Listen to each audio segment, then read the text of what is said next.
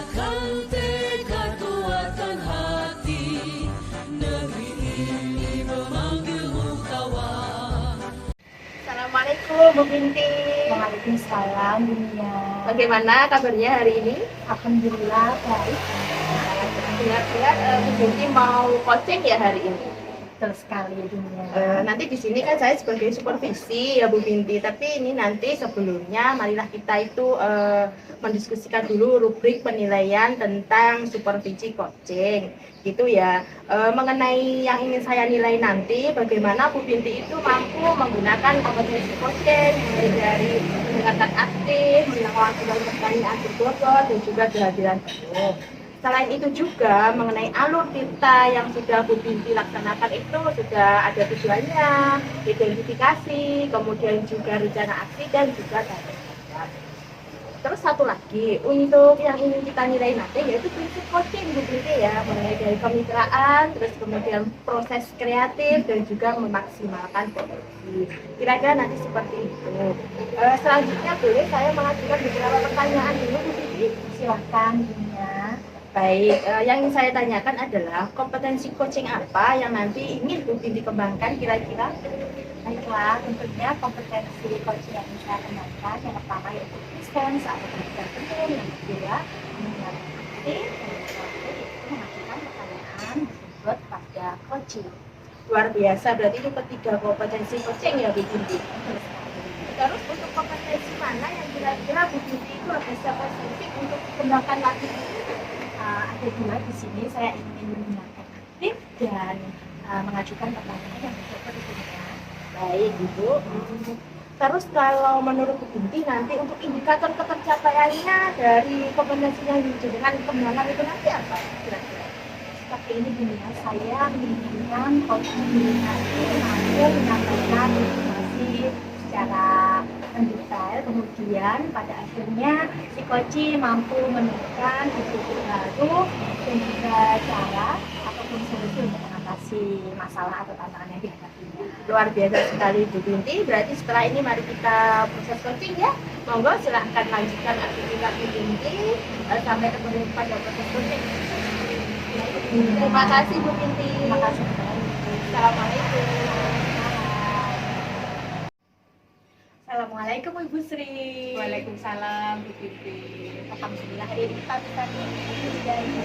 Bagaimana ini kabarnya Ibu Sri? Alhamdulillah baik Bu Binti. Panjenengan gimana Bu? Alhamdulillah saya juga baik Ibu Sri. Kemarin Ibu Sri telepon saya ini katanya ingin up gitu sama saya. Iya betul. Apakah ini ada yang mau disampaikan ya? Apa sih?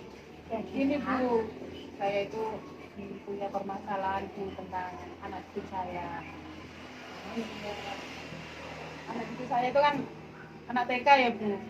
Jadi gimana ya? Hari jajan itu waktu istirahat itu jajan, terus sebelum masuk kelas itu juga jajan. Pokoknya setiap hari itu jajannya lebih dari 5.000 Bu. Itu kan mana jajannya itu sudah tidak sehat, tidak kontrol, itu menjadi kekhawatiran saya sebagai dunia. Berarti ini ada yang mengganggu di hati dan pikiran Ibu Sri Iya, betul. terkait anak cucunya. Kira-kira Ibu Sri mau coaching gitu ya? Iya, sama Bu. saya. Iya, saya itu mau minta tolong gimana Bu cara memecahkan masalah saya itu loh, agar permasalahan tentang anak cucu saya itu teratasi begitu Bu. Semoga nanti di mendapatkan coaching ini Ibu Sri dapat menemukan solusi atas masalah ya. Ya. Maka di sini nggak apa Ibu Sri, mungkin kita cuma 10-15 menit. Jadi semoga nanti kita bisa efektif pada kegiatan coaching ini ya Ibu Sri ya. Iya Bu. Dari apa yang disampaikan tadi, nanti bisa disampaikan itu mendetail. Tadi kenapa ya jajannya itu kok mengganggu hati Ibu Sri gitu? Apakah mengganggu dari segi apa nih kira-kira Ibu Sri? Ya dari segi ini Bu, kalau jajannya itu jajanan sehat mungkin tidak begitu khawatir ya Bu.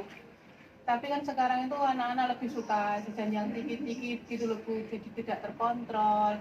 Terus anak itu gampang sakit karena jajan. Dikit-dikit nggak masuk kelas karena itu katanya radang tenggorokannya kumat karena kemarin beli yang ada ciki-cikinya begitu Bu. Saya itu bingung gimana cara memecahkan masalah saya ini. Baiklah, di sini saya menangkap Ibu Sri ada kekhawatiran dengan peserta didiknya gitu ya, karena sering jajan yang tidak sehat, akhirnya sakit dan sering tidak masuk sekolah Iya gitu ya, betul Ibu Bu, Sri, iya betul. yang saya tangkap. Nah, kira-kira dari kondisi tersebut, kondisi yang seperti apa sih yang ingin diwujudkan oleh Ibu Sri kira-kira? Saya itu ingin peserta didik saya itu jajannya sehat, terus bisa terkontrol, eh, jajannya itu nggak sembarangan gitu Bu. Jadi anak-anak itu secara kesehatan nggak gampang sakit gitu loh Bu. Gimana ya Bu kira-kira? Apa yang harus saya lakukan sebagai guru gitu? Yang harus dilakukan, mari kita cari solusi bersama-sama ya, nanti yang pertama Ibu Sri semoga menemukan solusi yang terbaik. Kalau saya boleh tanya nih Ibu Sri, ya kira kondisi yang seperti Ibu Sri jelaskan tadi ya, yang anak sering jajan terus sakit dan tidak bisa sekolah, kalau dari skala 1 sampai 10 kira-kira itu ada angka berapa nggak Ibu Sri?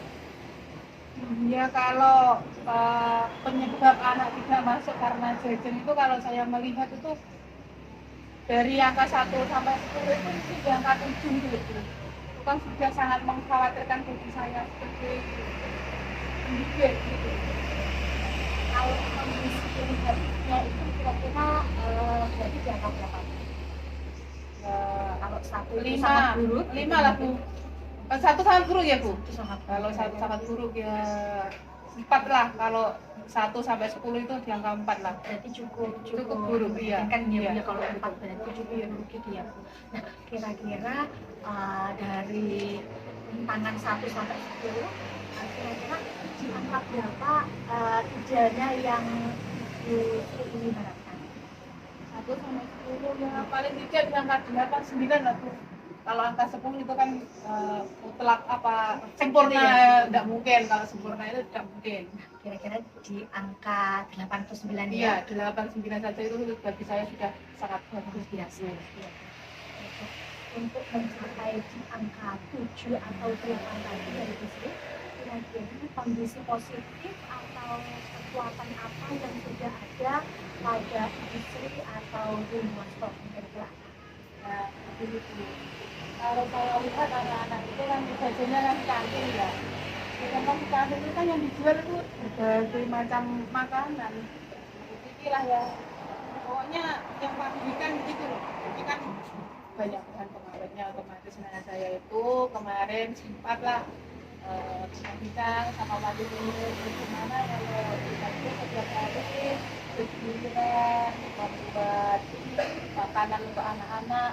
Jadi nanti istilahnya yang menjual makanan untuk anak-anak itu kan dari wali murid, jadi sudah terjamin dari kebersihannya, dari kesehatannya itu sudah terjamin. Dan dari itu saya berharap anak-anak bisa dari angka kesehatannya itu semakin membaik gitu Bu, tidak gampang sakit begitulah begini. Kemarin tuh sempat wali murid itu juga setuju dengan ide saya, ya mungkin akan dilaksanakan laku itu kalau seandainya memikirkan kalau lebih gimana ya, apakah itu kira-kira efektif apa enggak ya? Kalau menurut saya itu sangat baik juga untuk dilakukan, karena yang mengerti kira-kira untuk anak-anak makanan seperti apa, terus yang tidak sehat di sekolah industri seperti apa kan Ibu Sri nanti yang lebih tahu kira-kira. Kalau izinnya Ibu Sri saya sangat bagus sekali.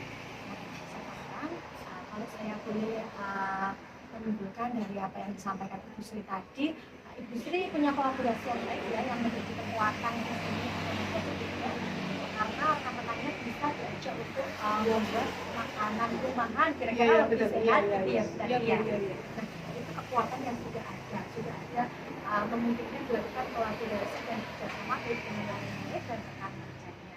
Kemudian kalau saya boleh bertanya nih, kira-kira hambatan apa yang dilakukan?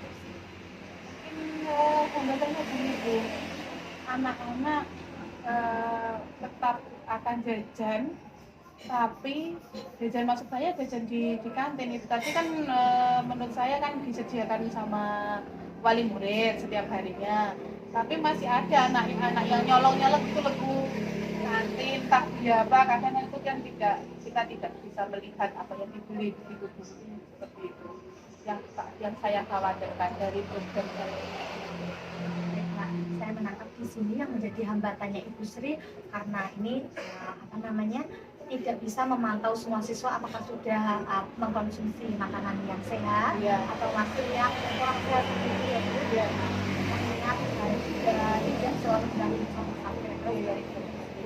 Nah, kira-kira dari apa yang disampaikan Ibu Sri tadi sudah ada hal positif yang ada sekarang ada nggak gambaran di hati atau pikiran Ibu Sri solusi-solusi yang mungkin diambil itu apa saja? Begini Bu, menurut saya akan membuat jadwal hari Senin sampai hari Sabtu itu wali murid siapa saja yang membuat makanan, terus nanti anak-anak itu tidak diberi uang saku. Jadi anak-anak tidak diperkenankan untuk jajan, tidak ada kesempatan, memang tidak ada kesempatan karena tidak punya uang saku. Jadi anak-anak tidak berkesempatan untuk membeli jajanan di luar selain yang disediakan oleh wali murid begitu. Itu saya. Kalau mungkin nanti bisa memberikan lagi itu masukan apa untuk ide selanjutnya yang lebih bagus gitu.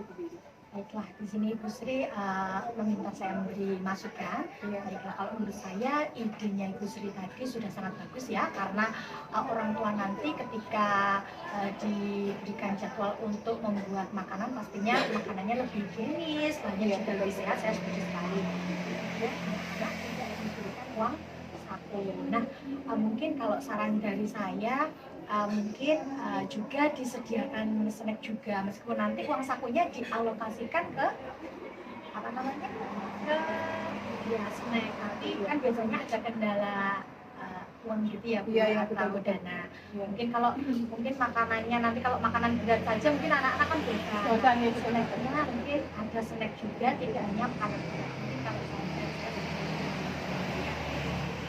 tadi solusi dari sendiri ya saya menambahkan dari Ibu Sri karena diminta tadi saya lanjutkan ya Ibu Sri kira-kira dari membuat jadwal terus apa namanya ada anjuran untuk tidak diberikan uang saku gitu ya Bu Sri. Iya. Kira-kira yang menjadi prioritas dan yang mungkin dilakukan tadi yang mana apakah semuanya atau yang mana belum bisa mau dijadikan prioritas? Ini Bu, untuk minggu depan ini saya sudah membuat jadwal yang pasti itu membuat jajan dari wali murid.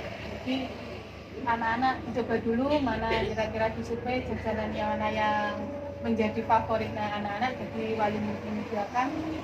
Terus nanti bertahap kita mengurangi uang jajannya anak-anak dari yang 2.000 menjadi 1.000, kemudian menjadi 500 dan akhirnya 0 gitu. Dan saya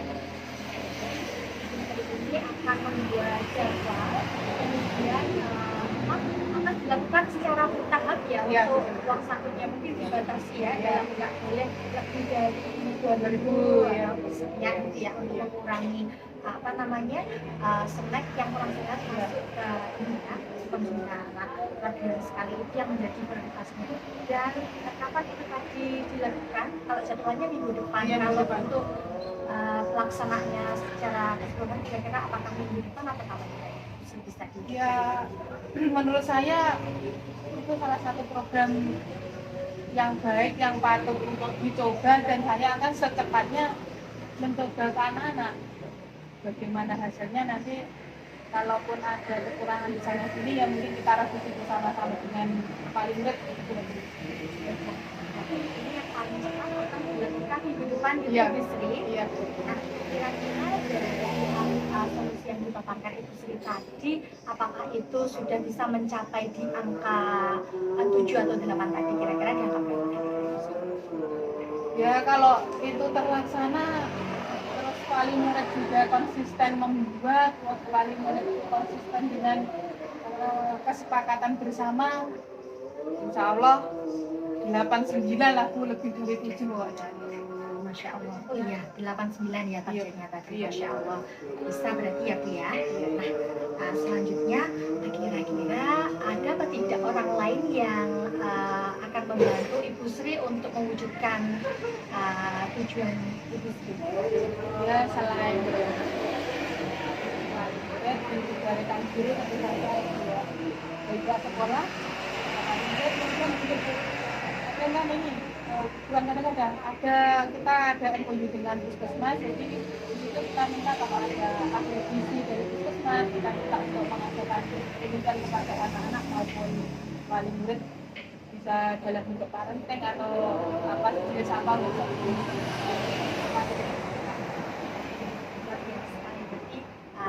dia sekali yang bisa membantu Ibu Sri ya agar rekan kerja, wali murid, kemudian dari pihak puskesmas. Iya. Kira-kira kita sudah di akhir sesi ini tidak terasa ya Ibu Sri. Iya, benar.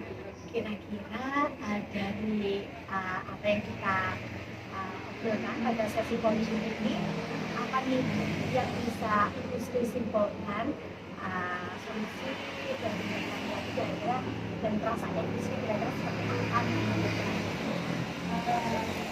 Kok tadi saya bingung itu ya Bu, dengan permasalahan saya tadi setelah ngomong-ngomong dengan Bu Binti kok kayaknya enak terus plong, akhirnya dapat ini ya Pak, untuk menyelesaikan masalah saya mendapatkan ide untuk membuat jajanan sehat kerjasama dengan wali murid dengan rekan guru ataupun dari pihak puskesmas, begitu kira-kira yang saya tarik garis bawahi dari tangan tahan Luar biasa sekali Ibu, jadi Ibu Sri sudah menemukan ide-ide baru yang fresh untuk segera diambil gitu ya Bu Sri. Iya. Jadi minggu depan Ibu Sri, saya tidak sabar untuk mendengar kabar baik dari Ibu Sri.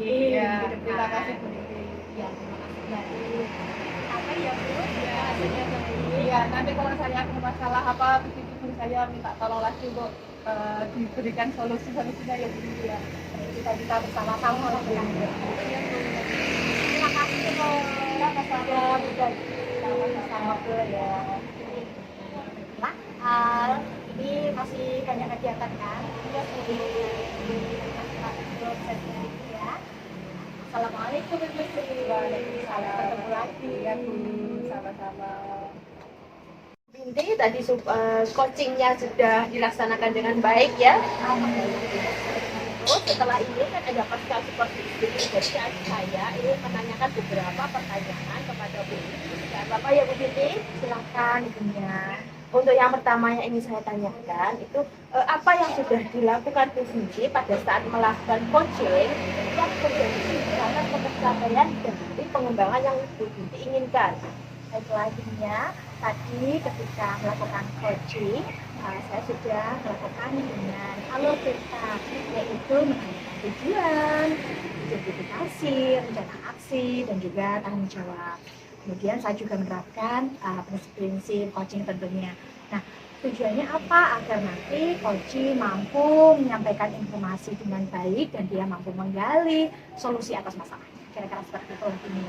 Luar biasa sekali ya Bu Binti. Terus ini izinkan saya tadi menyampaikan catatan-catatan hasil dari observasi saya pada saat Bu Binti melaksanakan coaching tadi ya Bu Binti. Berdasarkan pencatatan saya di sini, Bu Binti sudah sangat luar biasa menerapkan kompetensi coaching itu sendiri. Bu Binti juga sudah menanyakan pertanyaan-pertanyaan yang berbobot kepada coach, kemudian dengan kehadiran penuh serta menggunakan alur cerita dengan baik ya Bu Binti. Terus kemudian di sini juga sudah sesuai dengan prinsip coaching, yaitu kemitraan, proses kreatif, dan memaksimalkan potensi. Itu kira-kira hasil coachingnya Bu Binti yang sudah saya lakukan. Masih ya Bu Binti, saya ingin memberikan pertanyaan, yaitu kompetensi apa lagi yang ingin dikembangkan berdasarkan hasil coaching kali ini?